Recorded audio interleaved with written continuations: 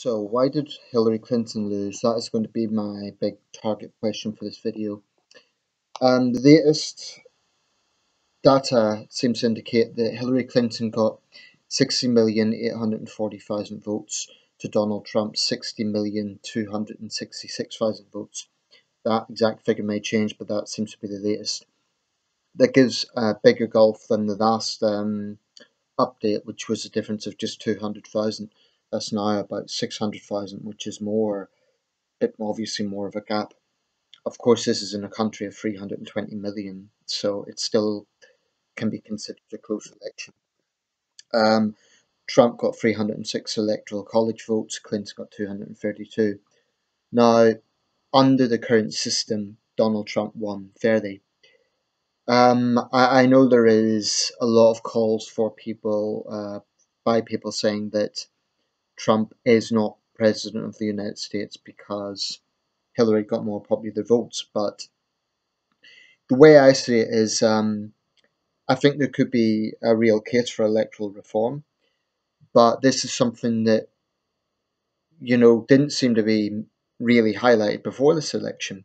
So when people turn around and say, oh, we want electoral reform because our candidate lost technically, that's only going to look like being sore losers. I'm not saying they are, I'm just saying that's how it comes across. So I think there is a case for electoral reform. It seems to me that the Electoral College or the electors in each state have a bit too much power. Could the system be more democratic? Perhaps it could, because when you have one candidate who has 600,000 votes more than the other, and yet the former gets to be president, that certainly raises eyebrows. Of course, this isn't the first time it's happened. 1824, 1828, 1888.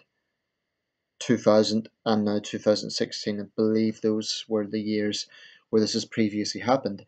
Um, and previous people who were at the wrong end of the scale on this were Andrew Jackson, Grover Cleveland, let me get this right, Al Gore, of course, Hillary Clinton, and Samuel Tilden. I believe those were the five who lost the electoral college vote but won the popular vote. Now, that has to be some of the worst bittersweet I can think of. If you're a politician, if you're someone who's dedicated your life to politics, but that's the way the system is. And I think if there was a real desire for this to be changed, there would have been a lot more noise about it before now. I think there could well be before 2020. I think there's going to be a lot of repercussions of Trump's victory, and I'm going to get to why I think Hillary lost in a minute, but I want to just briefly touch on this notion that there may be a Calexit, California seceding from the Union. I've just spoken to an acquaintance I know in California. She's all up for it, which doesn't surprise me because she's quite left wing.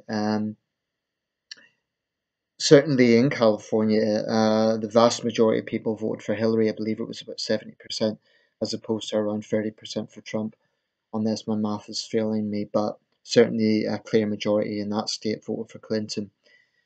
As someone pointed out, if it is just down to the popular vote, then you would have the most populous states like California, Illinois, Texas, New York, Florida determining the entire election. So smaller states like Hawaii, Arkansas, Idaho, smaller in terms of population, would complain that they're being sidelined. So actually that's an angle I hadn't considered before.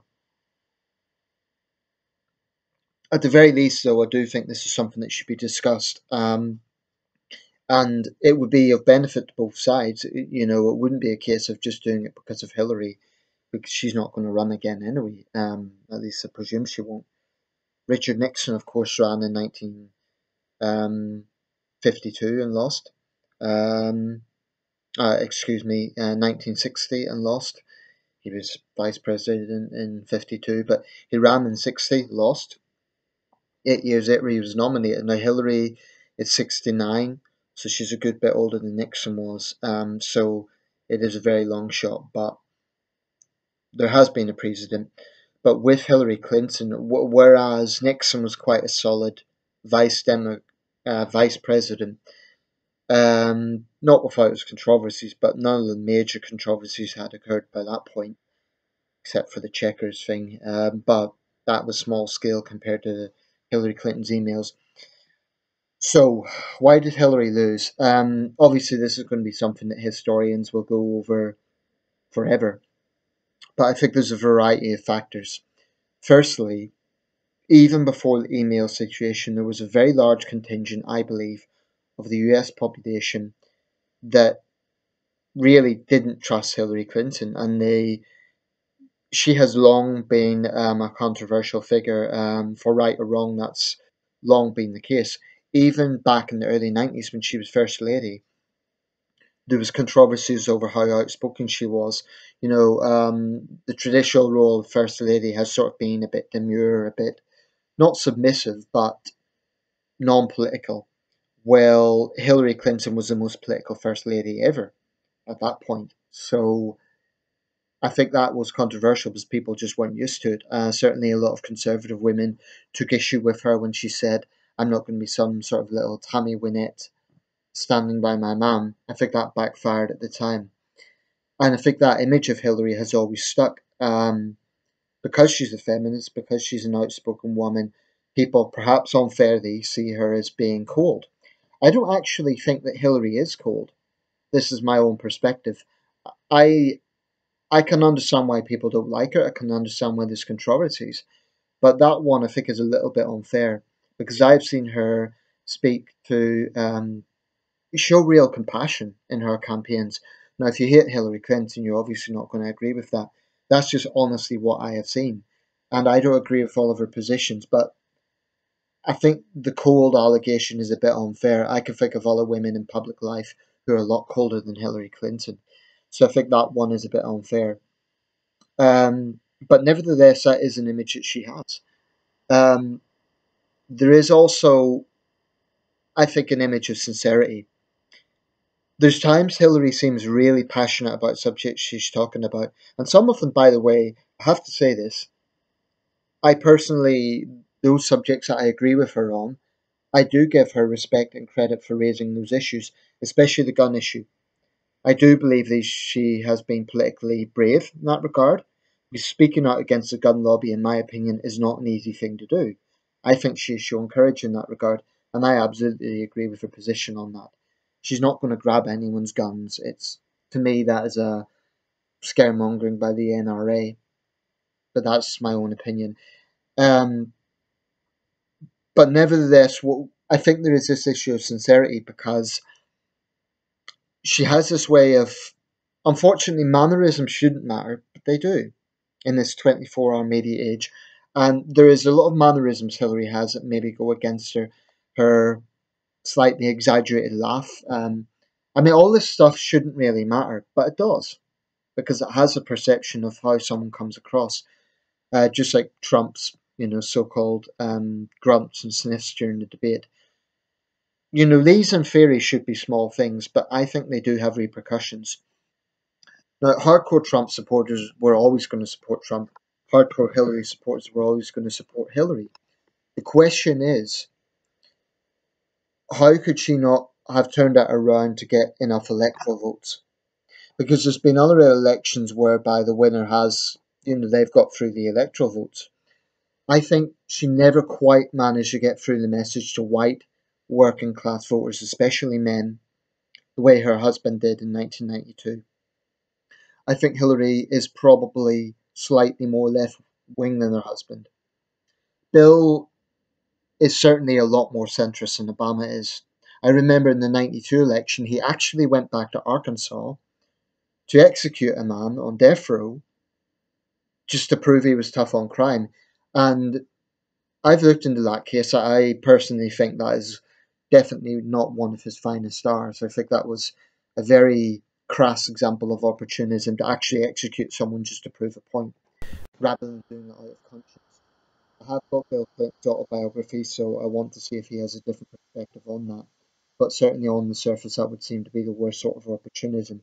The man, by the way, I forget his name, but he supposedly had been seriously incapacitated because he had shot himself with the gun. I'm not saying he was innocent, I'm not saying he was a good guy or anything like that, but that did come across as opportunism. Now, one thing that Bill Clinton did manage to do was tap into that sort of, he had this folksy mannerism, a bit like Joe Biden, that really, really worked, I believe, in the Midwest and in more rural states. Hillary has tried to do that, but unfortunately, she still comes across as an urbanite. And whether it's right or wrong, whether it's fair or unfair, she comes across as liberal elite. Now, that might be an unfair accusation, but that's how she comes across. So I think that definitely backfired. And there is an aspect of political correctness here as well. There are a lot of Americans who aren't necessarily massively enthusiastic about Trump, but they're genuinely sick and tired of the snobbery, frankly, of the progressive left. This kind of holier than thou attitude. And when both Hillary and Obama refused to use the term radical Islamic terror, that backfires because people think, well, they're just being politically correct. And there's been a lot of inconsistency from Hillary Clinton because in recent years she's been playing this real progressive card, but earlier on she could be quite conservative on certain issues. So I think that's the other issue. She's seen as not being consistent. I think all of these things accumulating together would have been bad enough. Then, a week before the election, John Comey opening up this FBI investigation. Now, this is a tough one. This is a tough one. Hillary herself has said that probably destroyed their momentum. And I think this is something that really depends on your perspective. If you're a Trump supporter, you're going to be saying, well, she's a sore loser. And certainly the Trump side was praising Comey when he done that. On the other hand, they were kind of, accusing the FBI of being part of the system and part of the establishment not so long ago. So I think Comey is between a rock and a hard place. I know he's a Republican, but I think he would have been criticised either way. If he only done this after the election, and let's say Hillary actually won, which would have been plausible, no one could say for certain that this is what turned the election. But let's say Hillary did win marginally, and Comey opened this up and said there might actually be more to Lizzie O'Neill than we first knew. Republicans would be up in arms and they would say, why did you hide this? Now, as it stands, Democrats are up in arms and they're saying, well, certainly Hillary supporters are, they're saying this sabotaged her reputation a week before the election. It's unheard of. I personally think that Director Comey was in an impossible position. He was going to be criticised no matter what he'd done. But I do think one of the major issues is Hillary did not get the message through to the Midwest and okay, states like Oklahoma, Arkansas, Georgia have been solid Republican for years, certainly since at least 1996. So, to be fair to Hillary, it would be very hard for any Democrat to get through to those. But I do think that that is the problem. It is very rare for a political party to have had two terms in office and have a third term. It's only happened a few times. The last time it happened was, of course, 1992, 1988, when Bush Sr. got a third term for the Republicans, but he wasn't re-elected. I personally think that because this election was close, because he is such a controversial figure, and because he is himself facing serious allegations, I don't think Trump is going to see a full term. I think that there's going to be some huge scandal. He's either going to be impeached or there'll be something will happen that will stop Donald Trump getting a second term. I think also whichever Democrat goes up for election in 2020 is going to have less controversy than Hillary Clinton, unless they do something in that time. So I think the Democrats have a real chance in 2020. Of course, anything can happen in 4 years. 4 years is a long time in politics. Just 2 years ago, everyone would have laughed at the idea of Trump becoming president. And look what's happening. Finally, I am not making this video as a Hillary supporter. Of the two, I would have preferred Hillary, but that doesn't mean I I am absolutely a die-hard Hillary supporter, far from it. Nor does it mean I'm against everything Trump says and does. I do think one thing that's refreshing is this culture of regressive leftist political correctness might well be challenged now. That's a good thing. That is a good thing, because the direction that was going towards the path of totalitarianism. When you have the likes of Mayor de Blasio um, actually trying to push legislation to make it illegal to use the wrong gender pronoun. Just, on the surface, those things may seem petty, but when they add up, you're actually talking about totalitarianism in its own way. So there you have it. Time will tell. Time will tell, but I think those are probably collectively the reasons Hillary lost. Um, I know I'll probably be ridiculed for this, but part of me feels slightly sorry for her because this is someone who's devoted their life to public service now. If Hillary has committed a crime, and I want to be very clear about this, if she has been proven to have committed a crime, I don't think she should be above the law. Um, it isn't right that a regular soldier or a low level FBI person can face significant jail time, but she gets away with it because of her name. That would be wrong. Incidentally, that is another thing I forgot to mention. The whole dynasty factor. In the last few months of this election, it was less of an issue than it was early on, but I do think there was definitely a kind of suspicion about, well, we've had two Bushes, are we going to have two Clintons now? When the United States was set up as a country, it was set up as a republic against what was perceived to be a tyrannical king. So the whole notion of dynasty goes against the American ideals. And when you consider that there have been just 44 individuals, actually 43 individuals in the White House, um, and at least 4 or 5 of those individuals, 6 in fact, have been from the same family, that actually goes into 12. So a quarter of all of those people come from the same family, or the same 6 families. Um, so it definitely raises questions. Now, it's not unheard of in politics. We have it here as well. And there is controversies about, for example, when the Miliband brothers had a prominent role within the Labour Party. One was Foreign Secretary, the other became party leader. Um, I personally don't think people should not be allowed to run simply because they happen to be related to someone who was in high office. I think that would be unfair, but I can definitely understand why it's an issue. Um, the reason I don't think it should be banned is because they're still citizens. They're still, if you're an American citizen and you're 35 years old and you're not a felon, I don't see why you should not fulfill potential just because you're related to someone. That seems a bit unfair. So are we going to say that Chelsea Clinton or Jenna Bush are forbidden to run from office just because their fathers were president? I don't think so. Incidentally, people can rule out Michelle Obama. She's made it clear she doesn't even like politics. I do think she's quite political, but unless something radical happens and she runs for Senate or Congress, I can't really see it happening. I think it's more likely that Chelsea Clinton will run in about 2028. Actually, 2028, she might be a bit young then. 2032, let's say. So, it'll be interesting to see what happens. But there are a lot of questions here. The protests are ongoing. As I said in the previous videos, I think it takes responsibility from both sides.